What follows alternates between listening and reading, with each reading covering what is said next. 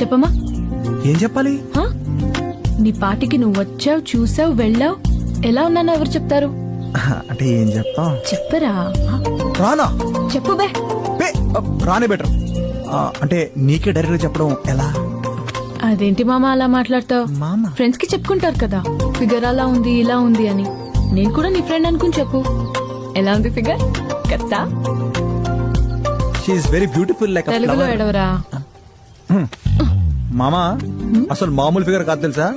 తన కళ్ళుంటాయి మనతో మాట్లాడుతున్నట్టే, తన పెదాలు పిండితే తేనె కార్పెట్టే, ఆ మెడ పాప. Items list చదువుతున్నావేంట్రా?